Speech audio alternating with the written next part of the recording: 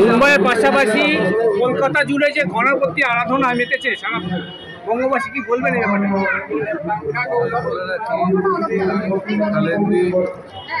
আমরা সবাই উদ্যোগে যে স্বতন্ত্র উপলক্ষে যে গণেশ পুজোর উদ্বোধন কিছুক্ষণ আগেই হয়ে গেছে। আমার শুভেচ্ছা জানাচ্ছি সবাই গণেশ চতুর্থী সেদিন বাদে দুর্গা পুজো আমাদের কিন্তু গণেশ পুজো মহারাষ্ট্র গণেশ পুজো হয়, কিন্তু বাংলাতেও গণেশ পুজো প্রচুর জায়গা। আমি গণেশ চতুর্থী সবাইকে শুভেচ্ছা জানাচ্ছি। আমাদের মধ্যে দুই পৌর প্রতিনিধি এখানে উপস্থিত আছে, কৃষ্ণপদ দত্ত এবং সুচরিতা দাস। আমি সবাইকে শুভেচ্ছা ধন্যবাদ।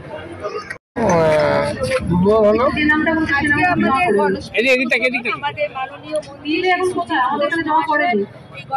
উদ্বোধন করলেন আজকে আমাদের অলোক ভট্টাচার্য। সুভাষিসের ড্রয়িং এ কি ছিল একটু বলতে পারবে? সুভাষিস এই গ্রুপের সুভাষিস। আজ থেকেই শুরু হয়ে যায় আমাদের পুজোর ঘন্টা, পুজোর বাদ্য বেজে ওঠে। আমরা সবাই খুব আনন্দে থাকি, আমরা খুব এনজয় করি। এই আজ থেকে শুরু করে অলোক যার হাত ধরে এই পুজো, সে আমাদের পাশেই রয়েছে। তোমাকে একটাই প্রশ্ন জিজ্ঞেস করবো, এদিকে আসো। দেখা গেছে সুজিত বোসের জন্মদিন থেকে শুরু করে গণেশ পুজো, তোমার উদ্যোগে যে এত বড় একটা আড়ম্বরপূর্ণ, কি বলবে? কার আশীর্বাদ রয়েছে এখানে? সুজিতদা খুব ভালো কাজ করে সব সময়ের জন্য, এই জন্য সুজিতদার জন্য সব কাজ করি। জন্মদিন থেকে আরম্ভ করে গণেশ পুজো দিয়ে আরম্ভ করে সবই। আজকে কতজন বাচ্চা এখানে অংশগ্রহণ করেছে? আর 1100। কি কি অনুষ্ঠান চলবে এই গণেশ পুজো উপলক্ষে? মুম্বাই তো 4-5 দিন নিয়েই হবে সব। আবৃত্তি আছে, আছে আমাদের, আর এই আছে এই শ্রুতি নাটক। কত বছরে পড়লো? এটা 15 বছরে পড়লো। মুম্বাই যেভাবে 4-5 দিন ধরে গণেশ পুজো, সেটা কি কলকাতায় সেই? আমাদের এটা 7 দিন হয়, মুম্বাই তো 5 দিন। না, মুম্বাই 11। যাই হোক, মানে যেহেতু বলবে কলকাতায় বসে মুম্বাইয়ের গণপতি বাপ্পা আরাধনা করছেন, এটাই তো মা বাবার সঙ্গে এসছে গণেশ, দেখলেন মুক্তিটা একদম।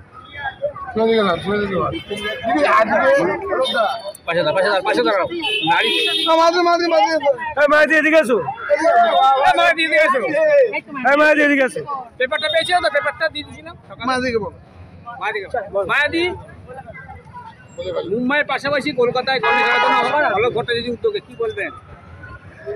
এটা বলার কিছু রাখে না, তার কারণ হচ্ছে মুম্বাইতে যেভাবে আপনারা দেখেছেন গণেশ পুজো হয় ঘরে ঘরে, মুম্বাইয়ের ঘরে গণেশ পুজোর আগাগোড়াই নাম, কিন্তু আমাদের পশ্চিমবঙ্গেও ছেয়ে গেছে গণেশ পুজো। আর সেই তার ভেতরে কালিন্দী অলোকদার পুজো বহু বছরের পুজো। আমরা এখানে প্রত্যেক বছর এই অনুষ্ঠানে আমরা আসি, আমাদের মহাশয় এখানে আসেন।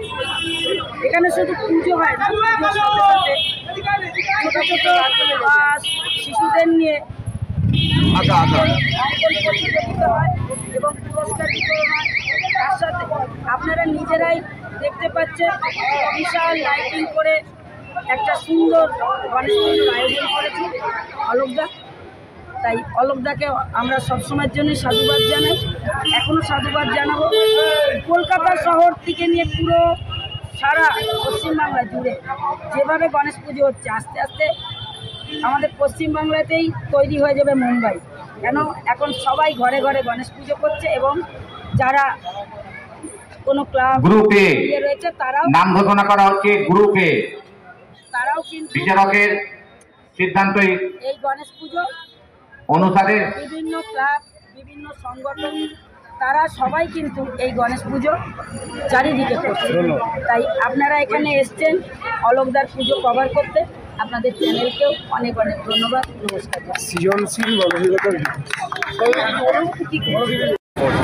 প্রধান যে উদ্যোক্তা আমাদের দাদা অলোকদার জন্য আজকে এত সুন্দর একটা অনুষ্ঠানের মধ্যে আসতে পেরে নিজেকে ভালো লাগে। আর এখানে গুণীজনরা যারা বলে গেলেন, মাননীয় মন্ত্রী এসেছিলেন এবং এখানকার পৌরমাতা পৌরপিতা যারা আছেন তারা অনেক কিছু ওখানে বলে এসেছে। সেখানে দাঁড়িয়ে আমি আর কি আর বলবো, আমি এটাই চাই যে এই পুজোটা যেন অলোকদা প্রতি বছর যেমনভাবে করে আসছে আজকে দীর্ঘ 15 বছর ধরে, আগামী দিনেও যেন এটা চালিয়ে যেতে। আমাদের পৌরমাতা এবং সুবিদ্যার জন্মদিনে উনিও থাকেন, আমি দীর্ঘ বছর ধরে সুবিদ্যার সাথে আছি। আচ্ছা, গণেশ পুজোতে আপনি আঁকা প্রতিযোগিতায় অংশগ্রহণ করেছেন, কেমন লাগছে? নমস্কার, দক্ষিণ দমদম পৌরসভার পৌরমাতা মা মহাশয়কে পুষ্পস্তবক দিয়ে বরণ করছেন দেবরাজ। অনুষ্ঠান করে আমাদের সুযোগ করে দিয়েছে আঁকার জন্য, আমার খুবই ভালো লাগছে। আপনার নামটা? আমার নাম প্রিয়াঙ্কা সঞ্চয়।